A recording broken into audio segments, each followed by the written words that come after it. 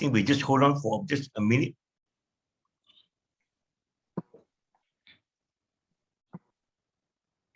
Okay, good morning, everybody. Welcome back. And the time has gone so quickly. I'm thrilled to see you all again. We're going to record today's session so that people who can't be here with us can also access it. So I'm hoping you can see my screen there. And excellent, thank you. What I'm hoping you've done is at least done your plan. Now, that doesn't have to be anything that's very extensive. I'm going to show you some examples of what your plan might look like. Okay, so today I just want to go through a little bit of an agenda. We're going to start off by welcoming you all back, which is so lovely to see you all. We're going to share some progress, and we're going to break out into groups to do that. Then we might come back and actually share. I've put up a Google Doc that I want you to access and hopefully load up some of your plans in there. It doesn't matter what they look like. Please don't feel shy. It really, is just your plan of action. So it can be in any way, shape or form. It doesn't matter. We're also going to look then at attributing Creative Commons materials and how we go about doing that. So I've got some examples for you of, where I might use a particular piece of material and how I can then attribute it. I'm going to show you too some examples of institutional repositories. And in particular, I'm going to show you one in Malaysia. They don't have to be fancy. So we looked at some really, fancy ones like Merlot and Creative Commons, but quite a lot of the repositories are very simple. And I'm going to show you what your institution might be able to achieve in regards to repositories. And then we're going to look at what we do next. So what's our next steps? Okay, so this is our timeline, and today, 11th of April, we're meeting for our first touch point. Then you guys are going to continue to do some independent work and start to develop, or if you haven't already, those inclusive iOERs. Then on the 9th of May, we're going to have a touch point too. So we're going to come back together again, and hopefully you'll have made some progress. We can answer questions, we can assist with looking at attributions, all of those sorts of things. So 9th of May, we're going to be looking at the progress that's being made. On the 6th of June, we're going to have the third touch point, and this one's really important. So here we're going to talk more about making sure your iOER is accessible and how you can change it or modify it to be accessible if it's not. This is a really important component because part of what we're doing is making sure that we're not just producing open education resources, which is great in its own right, but that we're making sure they're accessible for all students who may have different disabilities or different challenges in learning. On the 15th of June, hopefully your iOER will be completed and we're going to start sharing. So we might be sharing links to your institutional repository for those iOER at that time. And it's anticipated that around the 28th of June, there's going to be a showcase. So a celebration, examination of all of the iOER that you've produced. And this allows us to, present it to the world. Okay. So some really good opportunities there for your institution and for yourselves as well. So I'm going to show you just a roughie. This is a bit of a planning concept map that I put together for assistive technology. So if I wanted to teach a module, this is for a module on assistive technology, these are some of the things I would need to consider. So I've looked at what, why, when and where. And you can see I've been very simple. I need to have an introduction. I need to provide examples. I need to have some practical application. How does this apply to me in the classroom? I need to look at why I'm doing it. Why do we use assistive tech? Which different settings it might be used in, and where I can access information. So once I've got this rough concept map, I then started planning out in a bit more depth. So here you can see I've taken all of those elements and I've just sort of fleshed them out a little bit. So my introduction, for example, I'm going to look at what is assistive technology, what's the history of it, what types of assistive technology are available. For examples, I'm going to look at low, mid and high tech, and application, I'm going to look at demonstration, I'm going to videos, sites, I'm going to all sorts of different things. So this is actually a bit of a plan of action for me when I'm developing my iOER, because this is some of the content that I'm going to include in my module. What I've also done is look at possible OER that I could remix or reuse. So I've gone online, I've had a look for different OER, and I found some by Call, for example, which is a Scottish organisation. And there's a really nice principles and practices of assistive technology, and it's actually available to me on a Creative Commons attribution only license. So I can go in and remix it as long as I attribute Call as being where I got that information from. And there's some information I can draw from an AT for Literacy and Numeracy site. That one is not available for me to reuse. Okay, so I might look at it for links to other sites, for example. And the next two are Creative Commons, attribution, share alike.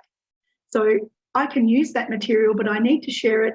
And if I do have it, I have to use the same license. Okay. So I found quite a few things that I could actually incorporate, remix into a course if I wanted to. And they have the elements that I'm looking for in most of my what, when, why, and where.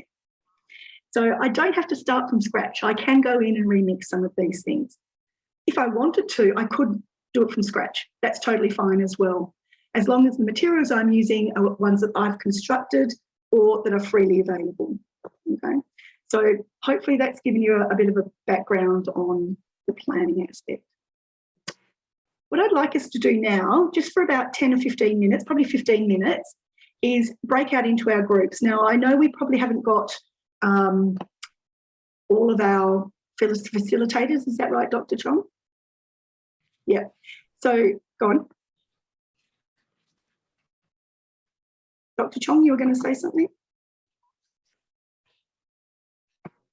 Oh, I can't hear you. No, still can't hear you.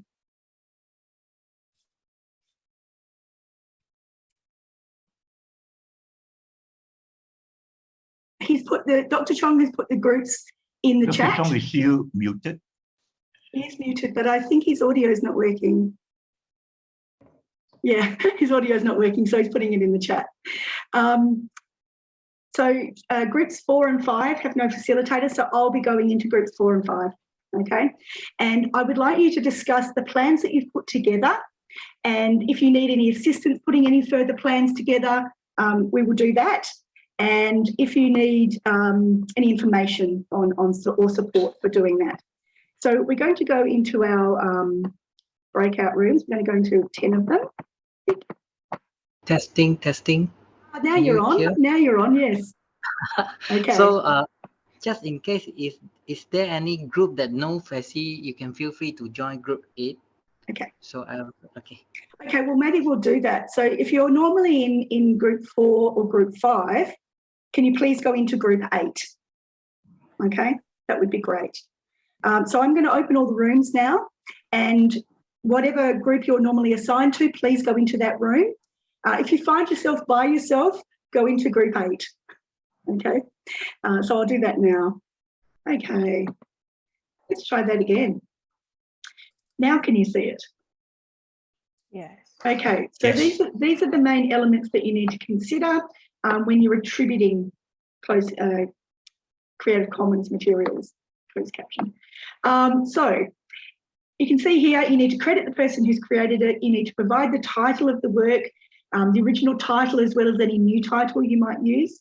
You need to provide the link where the work is actually hosted, and you need to indicate the type of license and provide the link for that license as well. And that's so that people can then easily go and find that license and figure out what they're able to do with that content as well. So there's good reasons for why we need to do that. You need to keep intact any copyright notice associated. So if you're using a particular Creative Commons license, you need to keep that intact, okay?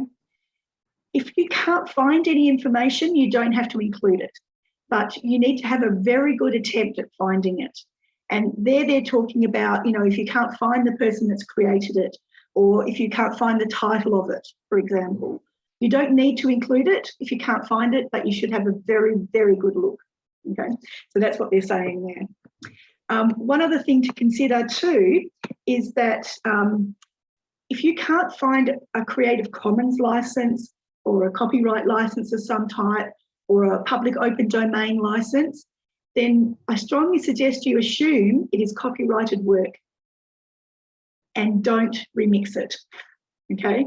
If it's copyrighted, then sometimes you can maybe use it for educational purposes in its exact format, but you can't remix it. And usually you can't use it freely without permission either. So can I just be really upfront about that? You need to be very careful that you're not using material that is copyrighted and that you need to get permission to use. Not if you're going to remix those contents, and not without a written permission, usually from the publisher, okay? So you tend to hold the copyright for books, etc. So I wanted to give you just an example of that. And copyrighted works generally not able to be remixed or adapted. And that's why we tend to stay away from them, okay? Because they're usually not very flexible. When developing open ed resources, best to avoid them unless absolutely necessary. I mean, occasionally you might come across a situation where you really need that content and then go and seek permission. Generally, people are very happy to give permission to things, okay? But of course, if you can't use it yourself and remix it, there's no reason you can't link to it. So if I've got a book, for example, that's copyrighted, that's available online, can I put a link into that book? That might be an alternative. And an example for you is Internet Archive. Internet Archive, these books are actually, most of them are fully copyrighted. And if you look at the book itself and look further into the text, you'll see a copyright similar to this one here. So, for example, one that was sent through from Dr. Chong recently, this is the copyright for that text, okay? And in that case, no, you wouldn't use it. So it's all rights reserved. You cannot do anything without permission from Pearson, and it tells you how to go and get those permissions if you need them.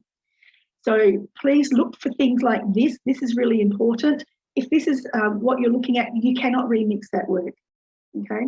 So very important that we look at those sorts of things. We do not want to get in trouble copyright-wise in any way, shape or form, or impinge on somebody else's intellectual property. You know, as academics, we're fully aware of that ourselves. So when we're adapting, remixing and deriving, this is what it might look like. So adaptation is altering or amending something, and it's usually adding or taking something away in a minor way, okay? Remixing is we might be combining different things together, we might be rearranging things in a better order for us. So I might take an already existing OER, for example, and maybe restructure it so that it's more logical for me. I might take 3 OERs and put them together in a really different way, and I'm remixing. So I can do that quite easily, okay? And then I can do a derivative. And a derivative means that it's based on the original, but it really doesn't look much like the original. So I've gone in and I've really changed it quite a bit. It has to include some of the original work, and it has to include new materials that are appearing for the first time to be known as a derivative work, okay? I'm going to give you an example of each of these. So when I do it, I need to consider the attribution elements that have to be included. So there's 4 things: the title, the author, the source, and the license. If you remember TASL as an acronym, it's a really useful one when you're actually just putting together your own Creative Commons license. And it really means, what is it called, who owns it, or who created it originally, where can I find it, and how can I use it? So that's what your Creative Commons license will look like. And there you go. I've taken that from best practices for attribution, adapted by myself from the Creative Commons Wiki under a CC BY license. So that's my example for you, okay? And that's how you attribute. I've also got some other examples. So if I'm just going to use something as is, I'm just going to incorporate it into what I'm already doing, then here's a photo, for example. This is my dog, okay? And this photo was snagged at the Riverton foreshore by Brendan Chambers, and it's licensed under a CC BY 4.0. And you can see Here, I've got links. So that's a hyperlink. It'll take me to that Creative Commons license. All right. Or I could just say photo by Brendan Chambers, CC BY. So a bit of shorthand, but that means the same sort of thing. I've got the same information roughly. Okay. Then if I wanted to adapt that photo, say I wanted to change the colour of that photo, I might modify it. And here I would call it Snag at Riverton Foreshore by Brendan Chambers, used under that licence, desaturated from the original. So I'm putting how I've adapted or modified it in there. Okay, so that's what you should be putting in as well. Now, let me just go there. There you go. And then if I wanted to make a derivative work, I've got here, this is the same photo, but I've put it into a frame. I've put eyes on my dog. I've put my son's face in it. You know, I've really made it a derivative. So it really doesn't look exactly the same as the original, but I've still got original elements in there. So that's my derivative. And this work is called Snagalicious, and it's a derivative of Snag at Riverton Foreshore by Brendan Chambers, used under CC BY 4. Snagalicious is licensed under CC BY 4 by Diane Chambers. Okay, so I need all of that information in there for my derivative. And this derivative is also a movable one. So I definitely derived, okay, from the original here. It looks a little bit like the original, but it's not quite, okay. So novel elements and the original elements are both contained in my derivative work. Okay. So just really simple examples, but hopefully illustrate for you the difference in how we might license things. Now, I know that the lovely Dr. Fong put a fantastic chart up, and I had almost the identical chart ready to go as well. So well done, Dr. Fong. And you can see here, the green ticks mean that I can remix these materials, okay? So, for example, if I come across a CC BY non-commercial, then I can actually use that information, and how I actually put my Creative Commons license on it, I can put it in a number of different ways. So I can actually make that as public domain, but not commercial. So I need to maintain that non-commercial license, all right? So you need to be very careful about what you can and can't remix. Basically, if something's got a non-derivative, it means you have to use it exactly as is. So when you put, when you use that, you're basically using it as is, and that's the same license that you would hold on it anyway, okay? So what you're really trying to do is CC BY, you can change the license, but if you're using anything that's a share alike, you have to use the same license, okay? And the same permissions for people as well. So hopefully that will help you. When you're putting your own OER together, you need to consider the original license of the material you used, and there's a chance that you would actually need to use that exact same license on your materials as well. So some of the ones that we can use are things like not commercial and share alike ones. They're the 10 and BY ones are the ones that we mainly look at, okay? So when you're reusing materials, go for that. Dr. Chong, did you have a question? Yes, if we come, is the version matters, because sometimes we come across like certain CC license, but they are 3.0 instead of 4.0. Yes. Should we cite it as it is, or we need to? If it's a share alike, then yes, you need to cite it under that license. But if it's say a BY license, so a Creative Commons attribution license, then you can actually reshare materials with a 4.0 license if you wanted to. Okay. So we just need to acknowledge them under 3.0, but our derivative or our OER will be under 4.0. Yes. Yeah. 4.0 is just the newer version of the license, and they still hold those other ones because they're what they were originally licensed under. Okay. So only if it's share alike or an SA one do you need to maintain that license. Okay. Does that make sense? Has anybody got any other good questions they're not sure of? We're always here to help. So if you do have any questions, please feel free. Contact me anytime. Okay. And I stole that from the Minnesota. There you go. I'm going to attribute it. There you go. So on your adapted work, this is a bit of a chart which tells you what licenses you should be using. So if your original work, for example, was BY, NC, ND, then really you don't use any other licenses. It's grayed out. Okay, it means that you have to use that same license. If it's share alike, then you have to use the share alike. So you can see if you pull your eyes across, the original license was BY, non-commercial, share alike, then I have to use a BY non-commercial share alike license on my materials as well. Okay. If it was a attribution share alike, then I have to use an attribution share alike as well. So this is a great little chart. It really tells you what you need to put on your own licenses, okay? For example, if I'm using a BY license, I can actually do an attribution non-commercial, an attribution non-commercial non-derivative. I can actually use any of these particular licenses to do it, okay? And if I've got public domain, that's the only one I can then relicense back into public domain. So everything else requires generally a CC license. There are some sort of yellow areas, which means it depends on the material. But this is a great one for you to determine what was the original status of the work I used, what do I then have to license it? So I find this chart particularly useful for doing that. Okay.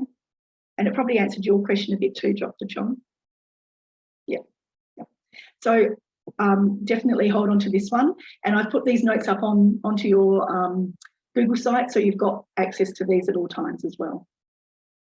Okay, I wanted to provide you just with a few institutional examples. And sorry, was there a question? Oh, hang on. Sorry to turn mute. Okay, so I wanted to provide you with some institutional examples, and I've tried to draw from across the world here. So we've got BC Campus, and BC Campus is located in Canada. Leeds Beckett University is located in the UK, and that focuses on open access to research, particularly for their institution. The Wawasan Open University is in Malaysia, and that focuses on freely accessible documents and media. And the Federal Technological University of Parana is in Brazil, and they focus on open educational and academic resources. So there are a multitude of different institutional places that you can go and have a look. I just wanted to very quickly take us to the Wawasan Open University to show you what it might look like. Now, did that work? Probably not. Let me just make that. Okay, let me pull that across. Can you see the open repository? Not yet.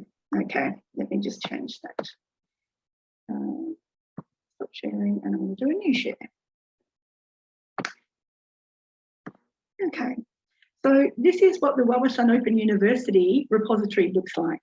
And I mean, it's not as pretty as Creative Commons or Merlot, but it's very functional. It's got the information that you need.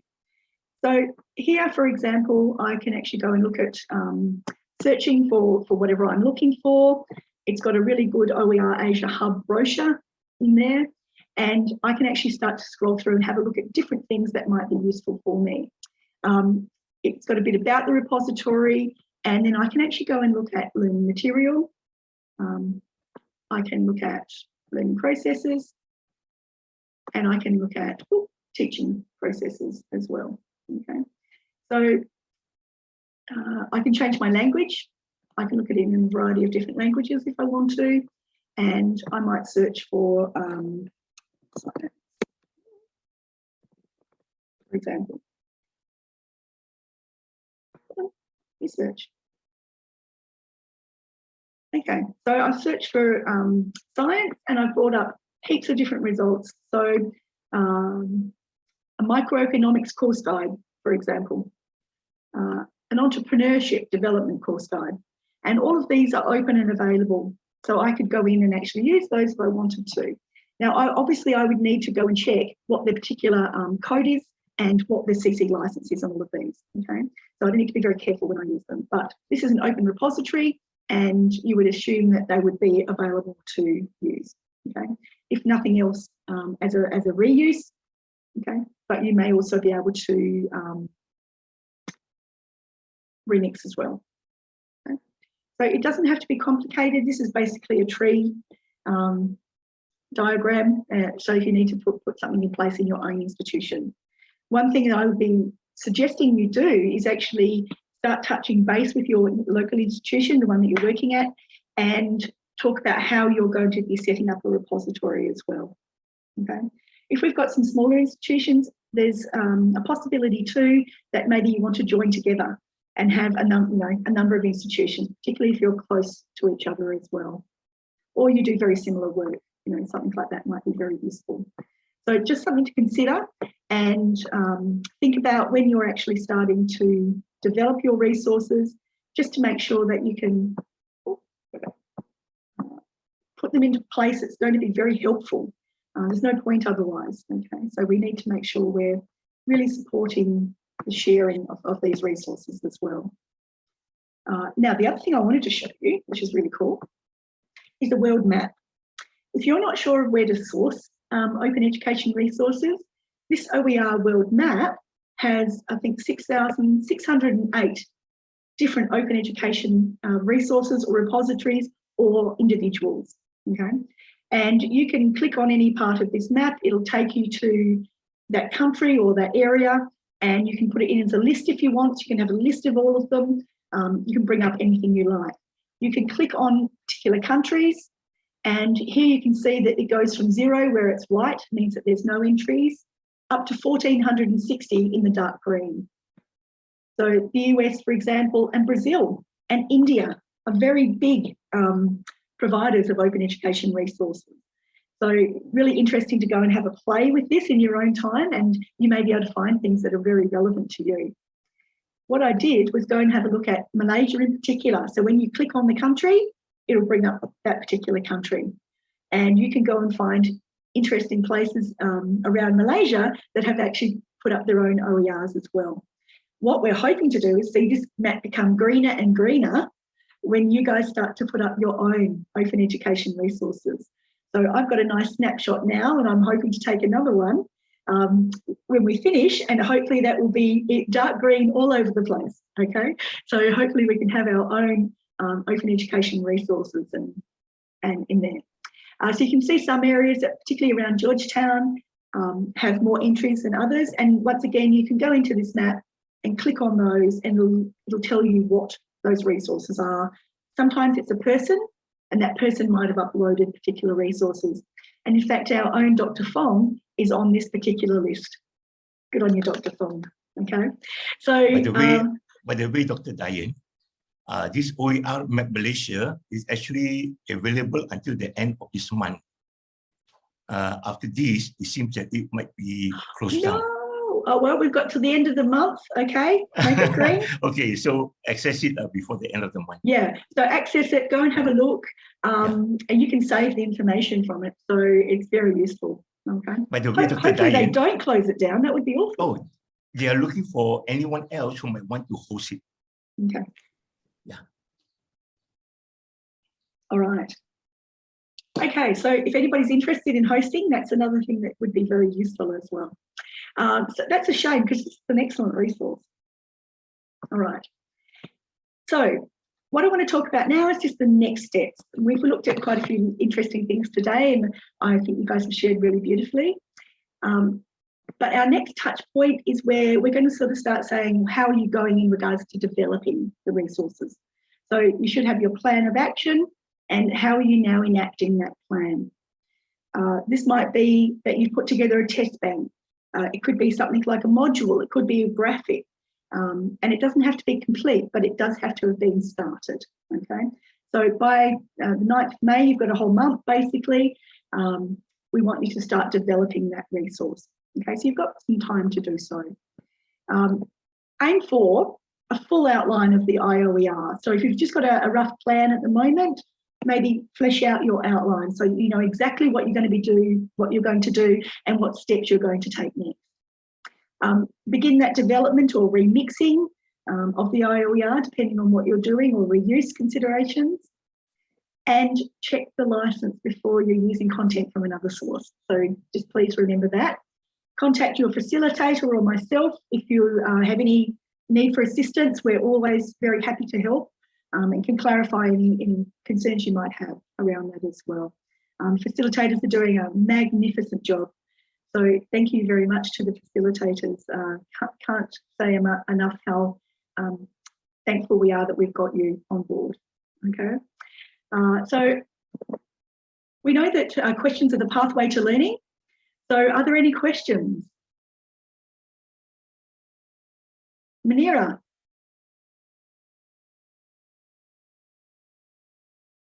Oh, yes, Prof. Diane. Hi. So, yeah, I'm really sorry for not joining earlier That's okay. because, yeah, because of the funeral. So anyway, perhaps it's more on updating and also asking question. For UMP, Alhamdulillah, we managed to form a committee and supported by our university, which is we can say our deputy vice chancellor of academic, Prof. Rosli, very supportive. We have several discussions. Great. And inshallah by tomorrow they will pass via a meeting, management meeting. So they are aware and we will try our best to fulfill the timeline. Fantastic. So about the question, perhaps since it is different because most of the time when we discuss with the management, they will try to ask, is it the same with MOOC and also micro-credential? Even at this 10 a.m., I also have micro-credential discussion. So anyway, perhaps what that is it the correct if you're looking at micro credentialing, then you need to build in assessment.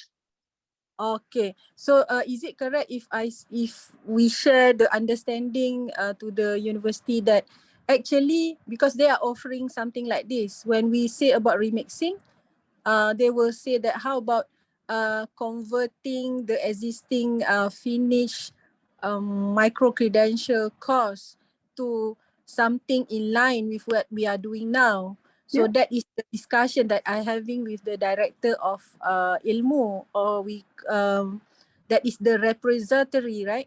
Yeah. For our. So what you need to do is the university needs to decide if they're happy to share that content. Yeah, so yeah. If it's already in place for micro credentialing, they may not be as happy to share it. Oh yeah. So at the moment we are trying to like realign, should we say that, between the finished course of micro-credential to something like chunk by chunk part, or perhaps more generalized content which is more inclusive to everyone. Great. So we are still not the right word, I guess, struggling, but we are still learning. Yes. And perhaps put our baby steps into a proper manner, inshallah. Look, there's no reason why you can't make your micro-credentialed open education. Absolutely. But the universities sometimes don't like that because sometimes that's how they make their money. And but the way you get around that is by saying that they can do the course, but in order to get credit for it, they have to complete an assessment. Yes. So that might be a way around that sort of thing. But you can still make the content open access for sure. Yeah. So we try to make it like, for example, if I can share, since my background is more on public policy, and perhaps I can share some leadership and political literacy in line with the sustainability and leadership as well. So, perhaps we are glad to use our in-house talent, which is from disabled president from our club, Miss Siti Hawa, PhD candidate, and also our alumni, because they finish screen reader course. So they are willing to help us out with the project. Excellent. So hopefully by finishing all the tasks given before, So we have Samlai and even the Deputy Vice Chancellor for Academic UMP also are aware on how the project is all about. So now they are very clear. It's neither micro credential nor MOOC, and we try to give at least a general idea of what we are having in our courses from the 3 products. Yeah, and I think the difference too is that open education resources don't have to necessarily be for credit. So they could be for learning, and they could be for anybody to learn from, and that's the whole point of being open. So they, you know, if you want to have them for credit, you can manipulate it that way, but that's something the institution would put on at a later date. The iOER themselves would be open and available to everybody, and that's the whole point of those open education resources. So sounds like you're doing some great work. Well done, Munira. Has anybody else? Can I add on that? Yes. Yeah. So Dr. Munira, I think you have given us a very good model to think about, and that is, you know, within the different institution, set up a committee and headed by the TNCA, our Deputy Vice Chancellor for Academic International. I've already, by the way, to inform everybody, they are already contacted personally to the office of Dr. Wan Juhainis in the Department of Higher Education, saying that please remind all the Deputy Vice Chancellors that this group of participants of iOER, and now they're in the midst of designing and development, and they might need certain skill and knowledge from other experts within the university. So all of us feel free to contact. This is what Dr. Munira has done is really wonderful. Okay, go through the TNCA. Okay, while the office of Wan Juhainis is going to contact all the, and already he's already reminded all the TNCA as well as the rectors of university about this project. This is a big agenda in the Department of Higher Education.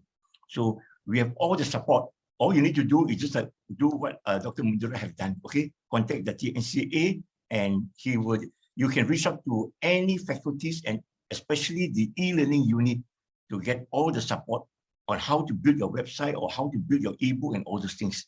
Excellent. Okay, that's number 1. Thank you, Dr. Fong. Yeah. Dr. Chong. Number 2. Oh, sorry, you haven't finished. Sorry. Okay, number 2 is what Dr. Munira mentioned concerning MOOC and micro-credential. Yes, all those can also be OER, definitely. But please, every one of us must be very, very clear, okay, that the governing rule of qualifying something as OER or iOER is actually the licensing. So that's what Diane has mentioned, you know, the most fundamental governing one is actually the license and make the material OER. So it must be CC BY, it must be CC, there must be CC there. So be careful there, because if you convert the old, so-called the conventional micro-credential, there might be copyrighted materials there.